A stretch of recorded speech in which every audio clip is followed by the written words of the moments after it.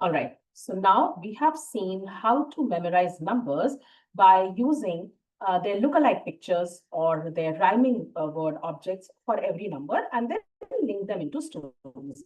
Is there any powerful way, any better way, which can help you memorize large number of digits in a shorter amount of time, which all memory athletes do? The answer is yes.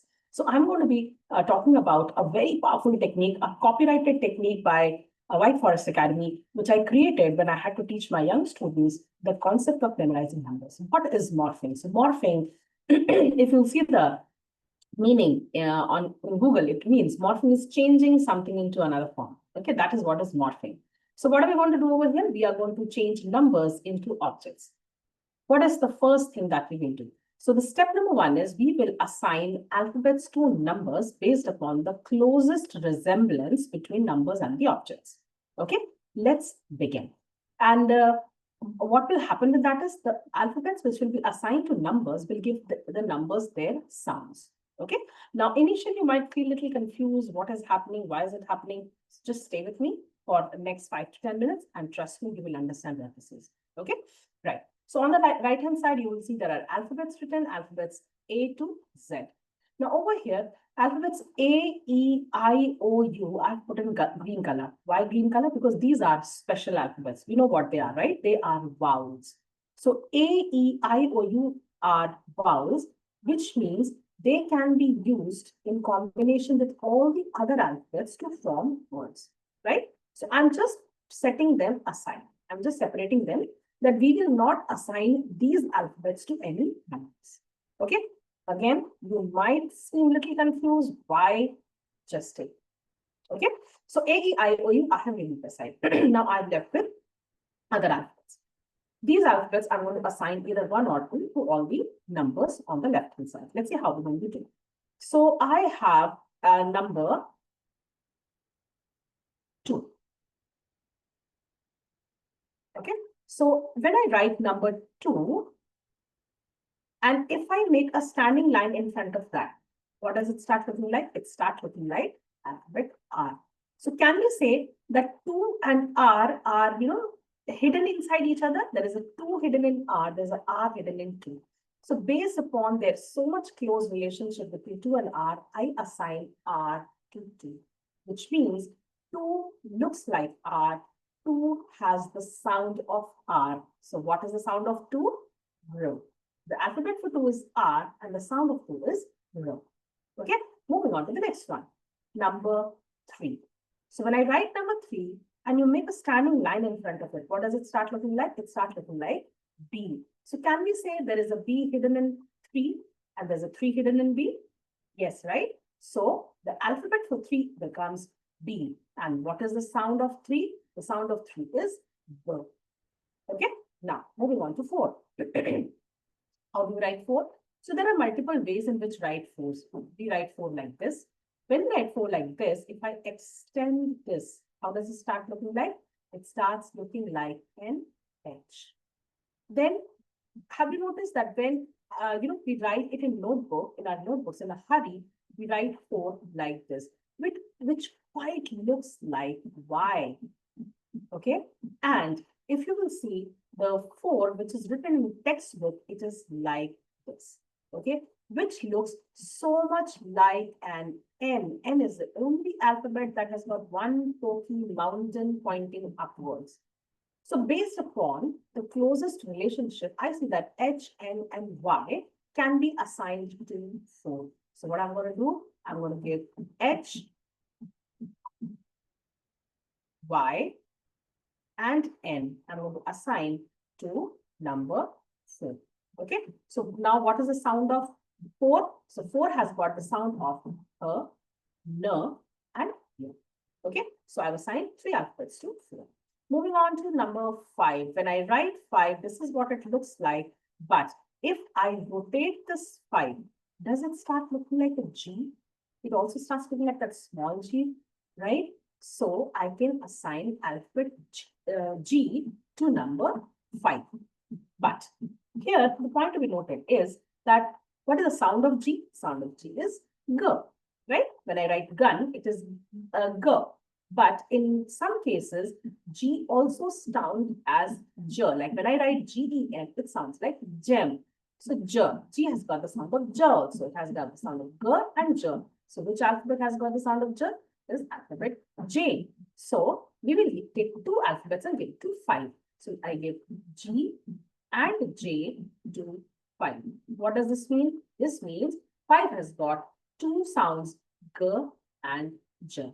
Okay, so what have we done? We are taking the closest relationship between the numbers and the alphabets and assigning the alphabets to the numbers, and those alphabets are giving sound to the numbers, right? Moving on to 6.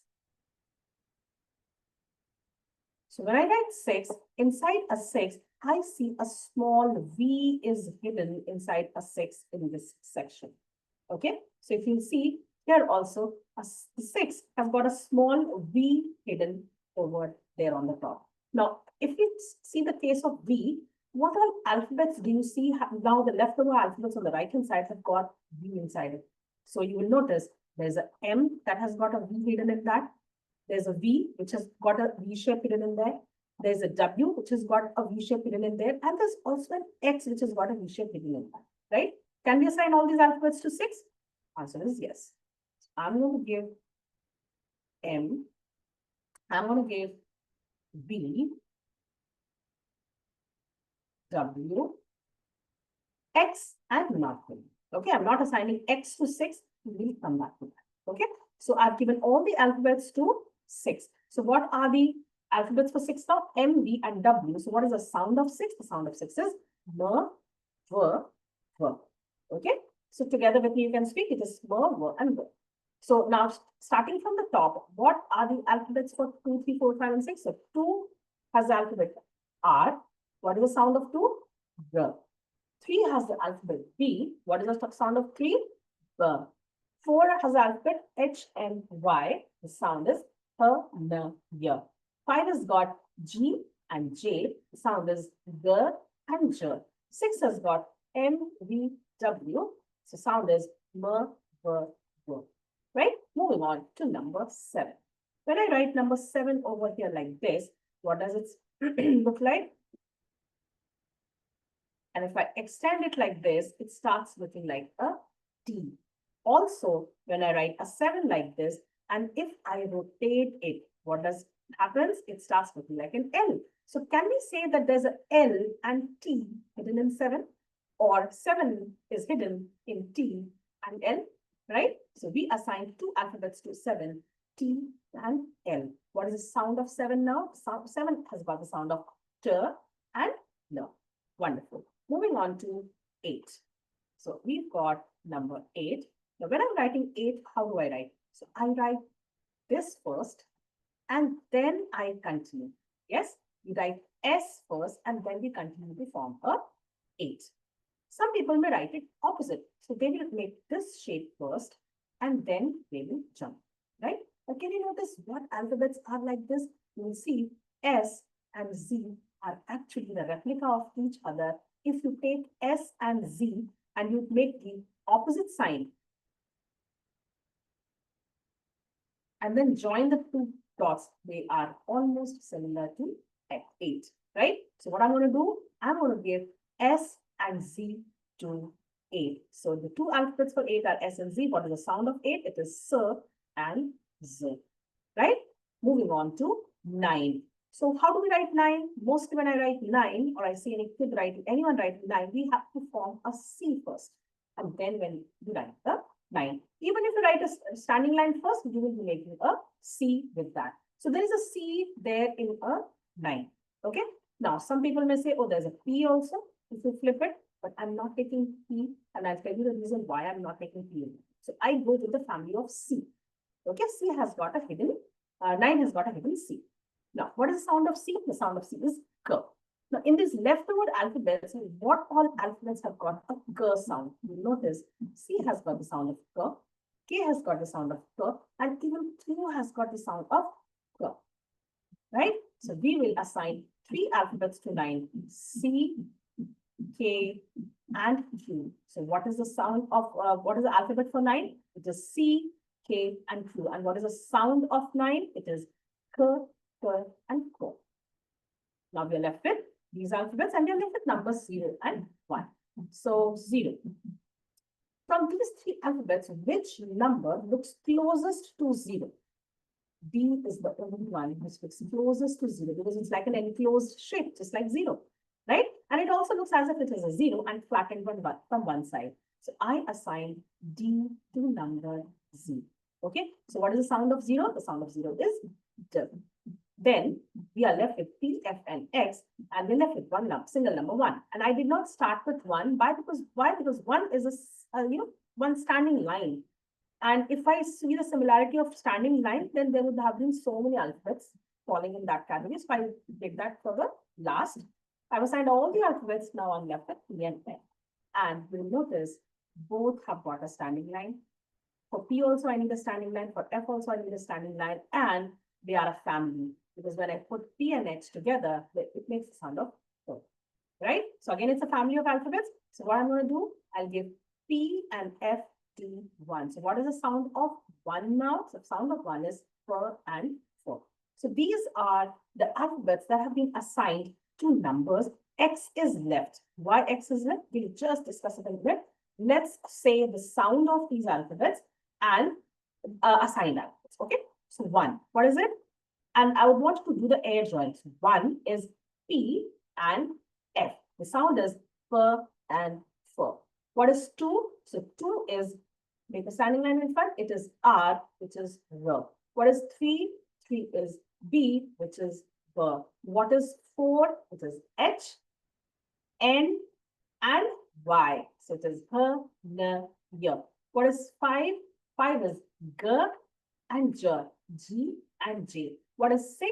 6 has got a V hidden, so it is V, W, and M. W, W, M. What is 7? It is T and L. So it is T and L. What is 8? It is S and Z, which is S and Z. What is 9? It is K, T, K. It is C, K, Q. What is 0? It is D, D. Now, did you notice all these alphabets have got single sound? P, F, R, B, H, N, Y, and so on.